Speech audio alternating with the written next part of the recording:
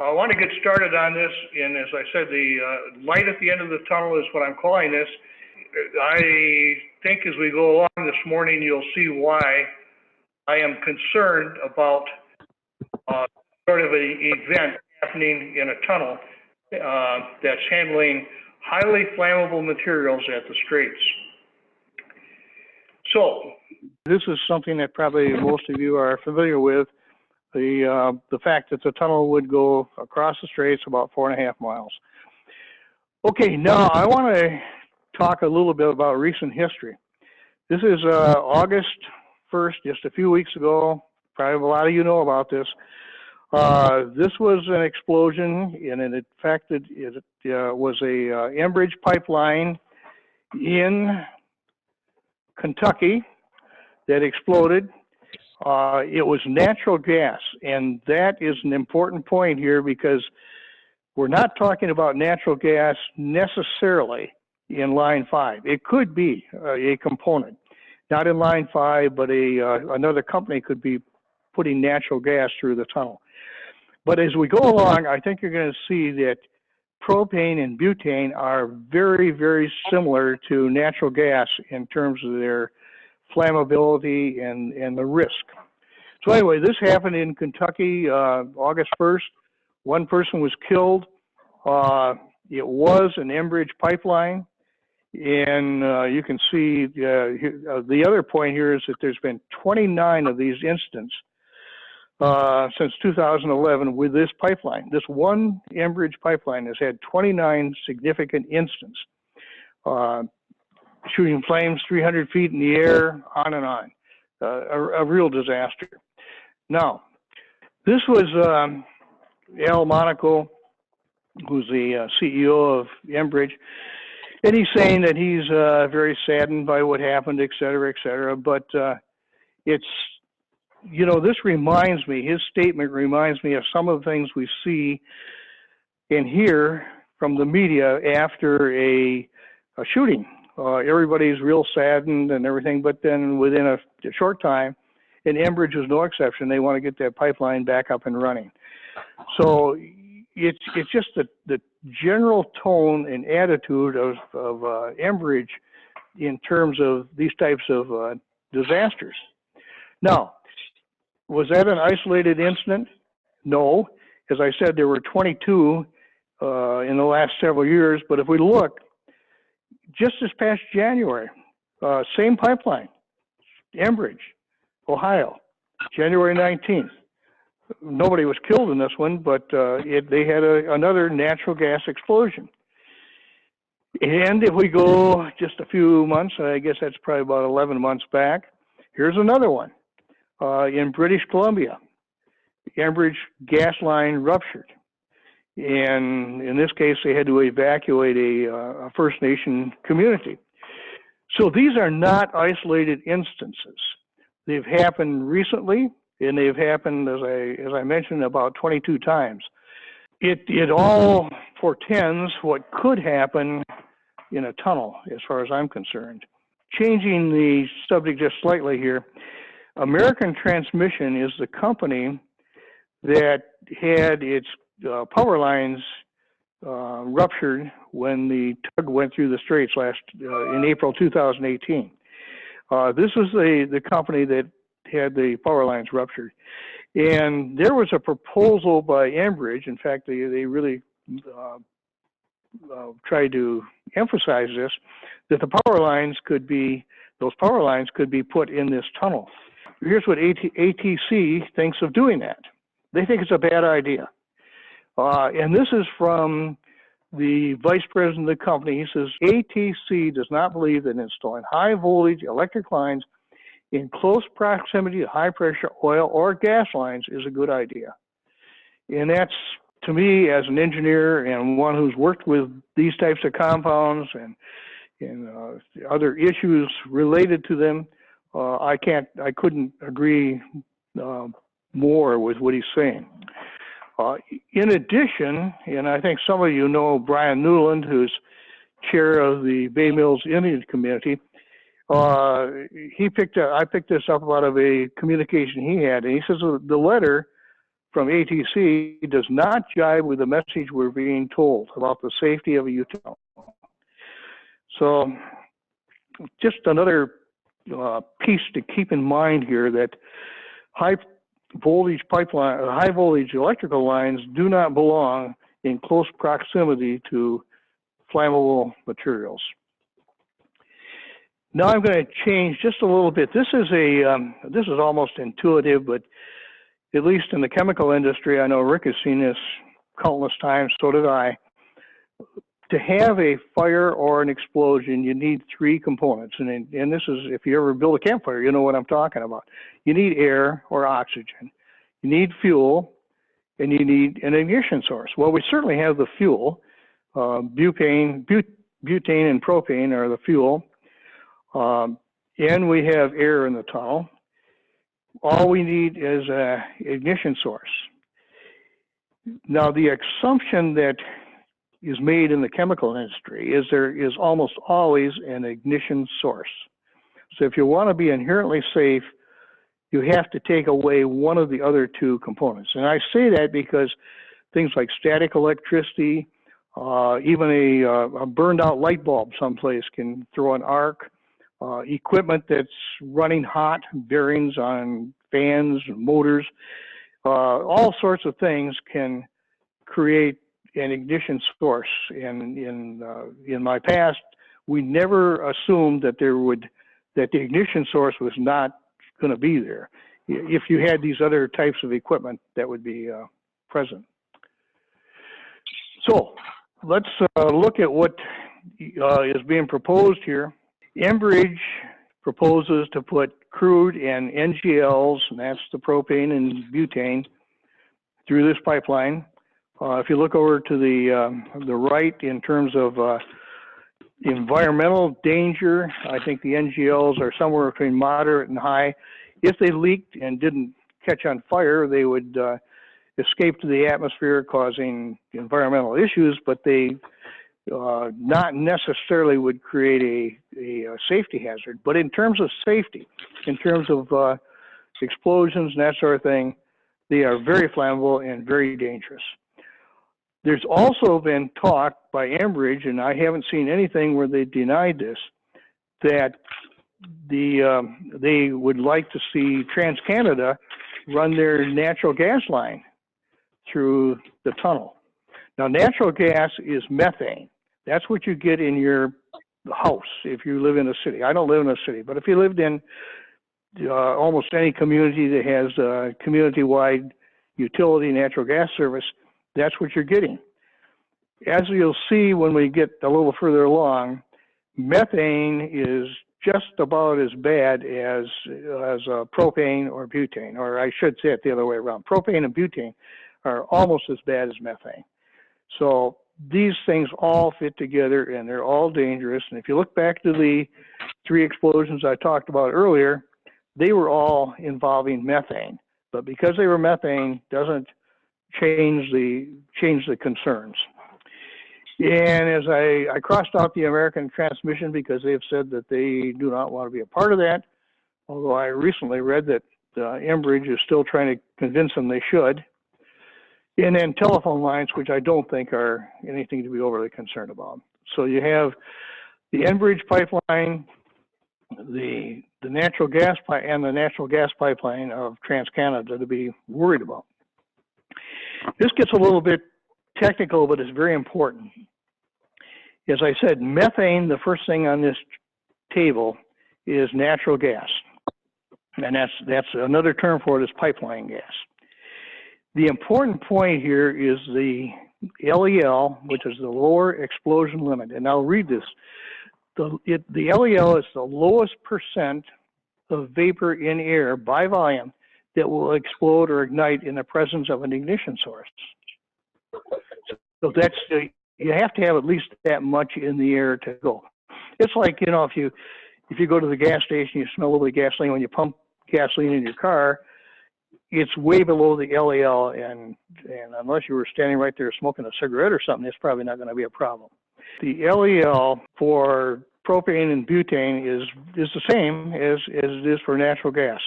So when we see explosions of natural gas in Kentucky, it's very, very similar to what could happen with propane and butane.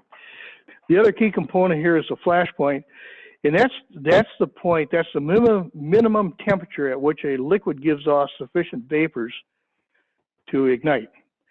And you can see that methane and propane are exactly the same. And even butane, I think minus 60 is like, in Fahrenheit is, I don't know, minus 75, something like that.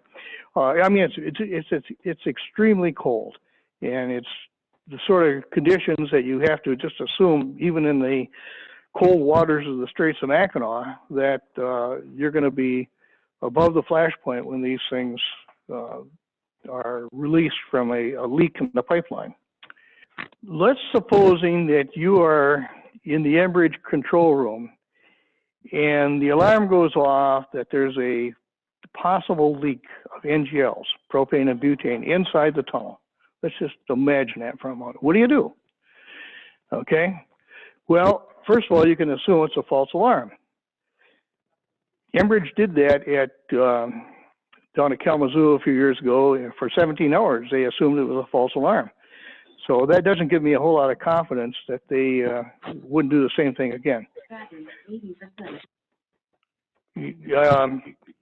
Now, so if you think it's a false alarm or you're not sure,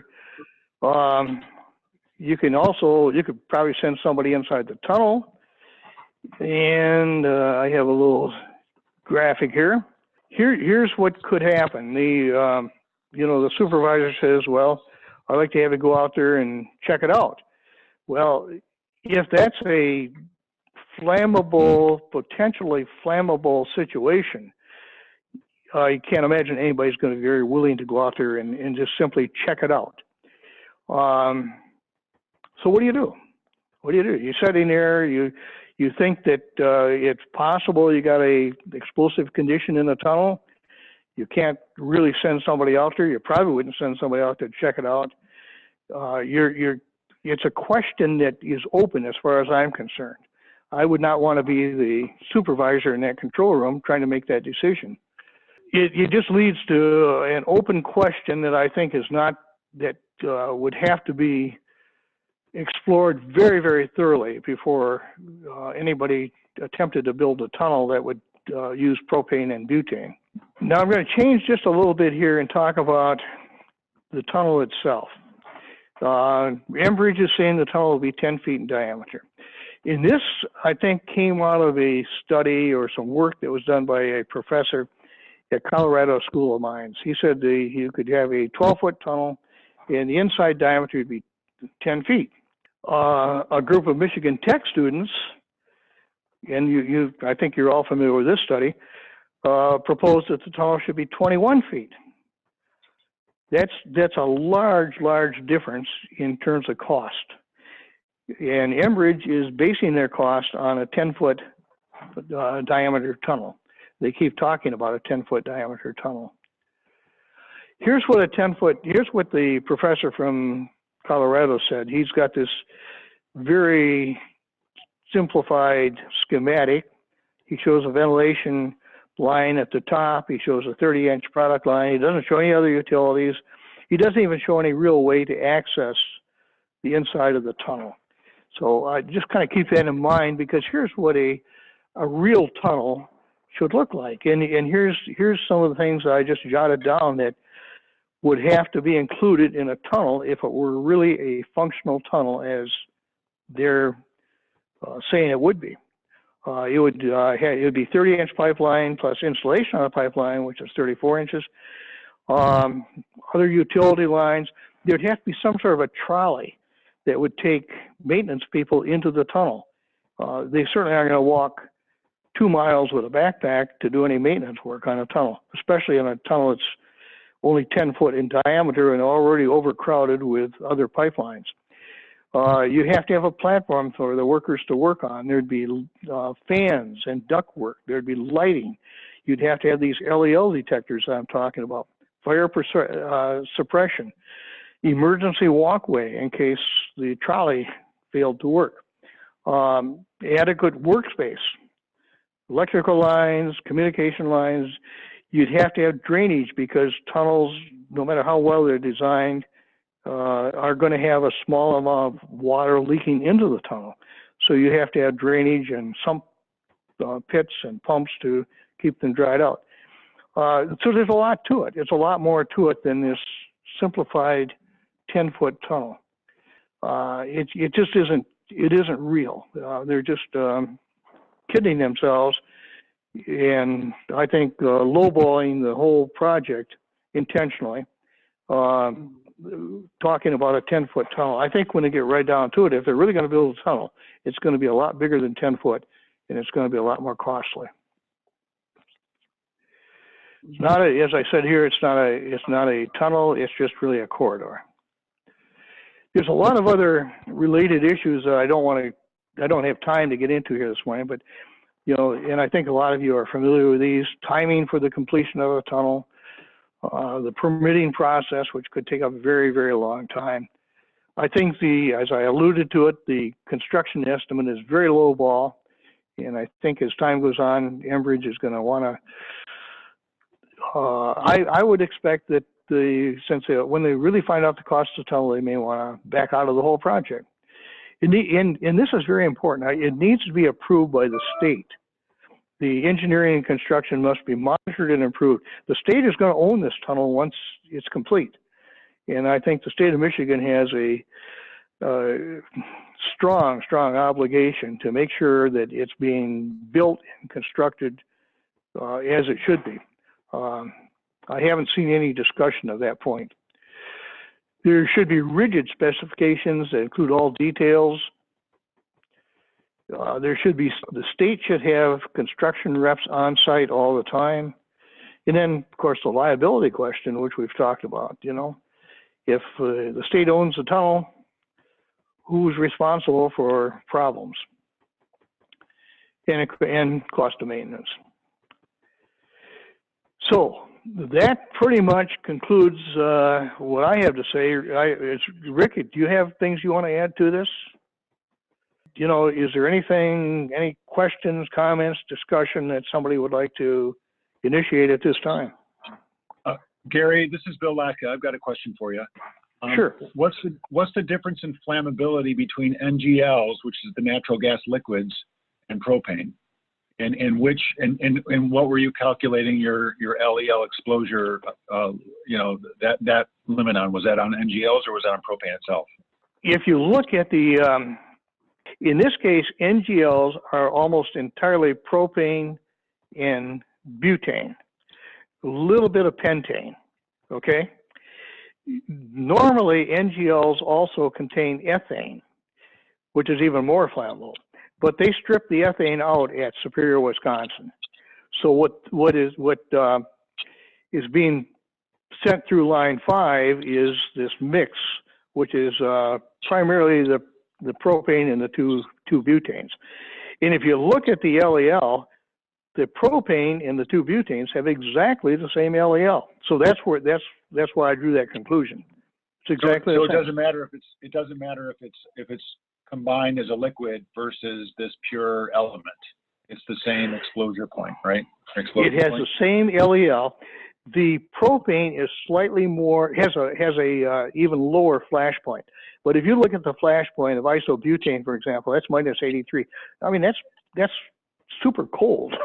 I mean, it's just, it means that even on the coldest winter day that we would ever have, it's still going to be vaporizing. If it's just, if you try to, and that if you have a little butane torch for, work around your house, or a propane gas grill works at 20 below Fahrenheit. So these things are very volatile, even at extremely cold temperatures. What it means is that if you have a leak and the pressure is reduced, as long as they're under pressure, they're liquid. As soon as the pressure is reduced to atmospheric, they flash, they become a vapor. And that's when the trouble begins. Right now, if you pump these NGLs through a pipeline and it leaks, They vaporize, they bubble up to the surface, and unless there's a freighter or a Shepherd's ferry boat going over right at that time, probably nothing's going to happen. But if these things vaporize and they are contained in an enclosed space like a tunnel, now you got a bomb. All it takes then is that if you think back to my fire triangle, all it takes is one of those ignition sources, which can be anything, even a person working in there with tools. A tool will generate a spark. Now I know there's spark-proof tools and all that kind of stuff. I've been around that, but you can't guarantee that none of that's going to happen, and that's the issue. This is one of those situations where the consequences are so great that you almost have to say you can't do it.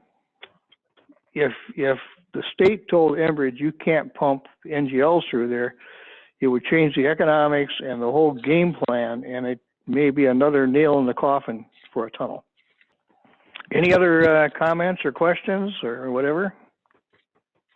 Just one personal comment. I'm not going to speak for Oil and Water Mix, but I can say that this is Bill Lecca.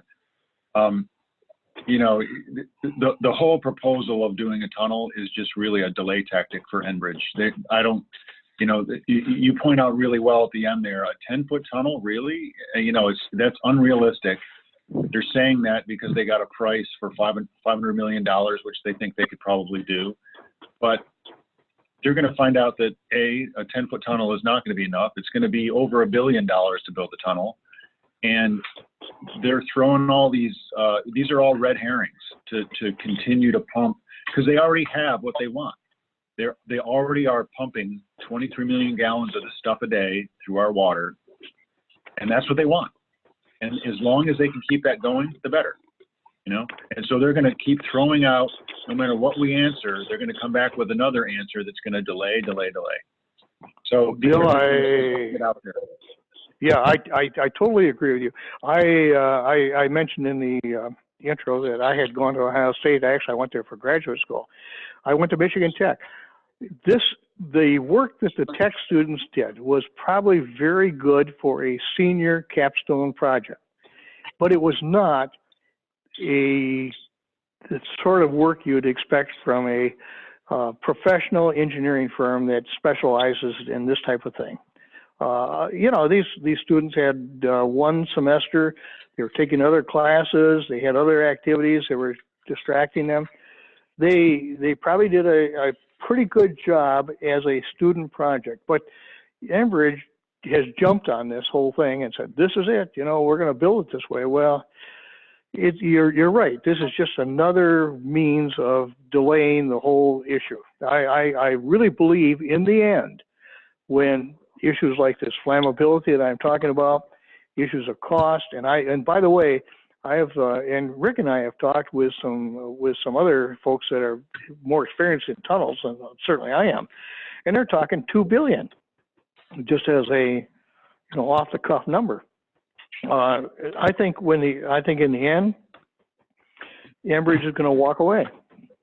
I can repeat the beginning if somebody missed it. Gary, this is Leonard. Before you do that, I understand a gas release in a confined area, but what about a gas leak in the other 640 miles of Line 5?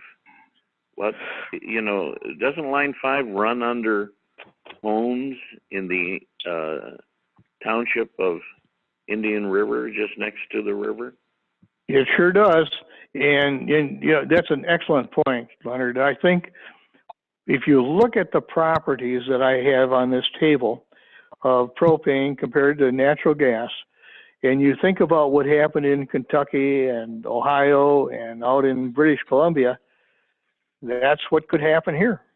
That's what could happen here if they pump, these highly. It could happen now. Really, it could happen now because they're pumping these things through. That's an excellent point.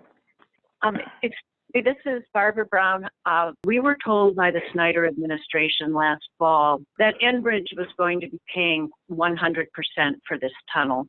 And we on this call know that that is not true, because at the same time, he signed an appropriation bill for the $4.5 million, which I believe is being spent right in front of Patty's living room window right now, when a very large ship and barges are out doing their drilling in the Strait. To me, they're nothing more than trespassers, but they're out there and they're spending money.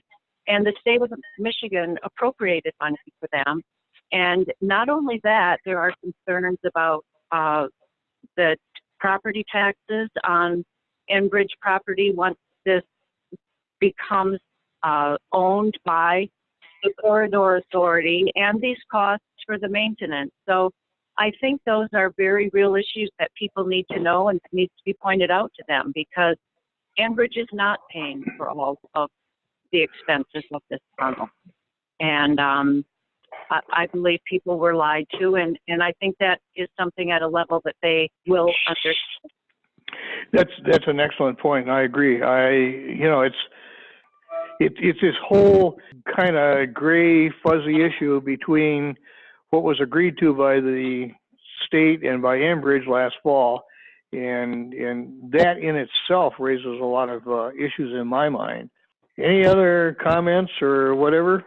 As I say, I really think this could be another nail in the coffin in terms of the tunnel. But I have a question. This is Barbara again. Who at the state is kind of overseeing this? I always have, from the very beginning, found it very disturbing that this is all under the auspices of MDOT.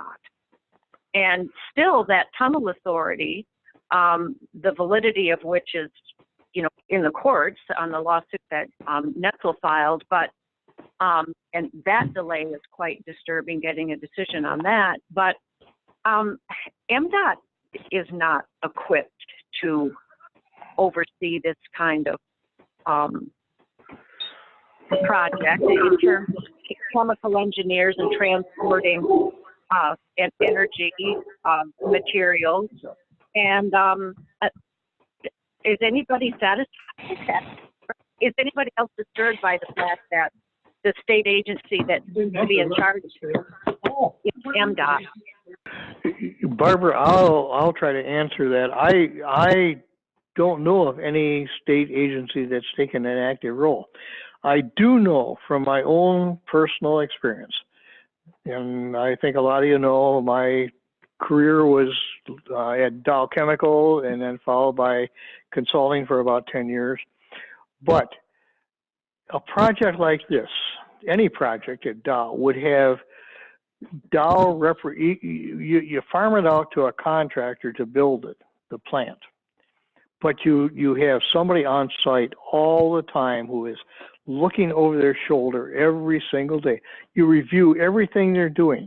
You sign off on everything. Anything that gets changed has to be reviewed and signed off on. I don't see that sort of meticulous inspection of a project or of this sort of work going on by the state. I don't think this, I think you've raised a good point. I'm not sure that the state has that capability. I'm not sure. I have never seen any willingness of the state to take on that kind of responsibility. But if you're going to do a project like this, any project, any project, it needs, even if you build a house, you need to be Right. watching what the contractor is doing. Not that the contractor is necessarily dishonest. It's just, you got to make sure the communication is ongoing and almost, it has to be day to day.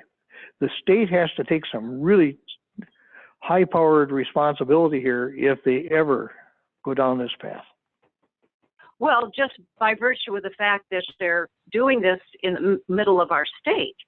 I mean, Yep. even if they aren't going to own it, I would like to know that the regulatory agencies are overseeing what they're doing.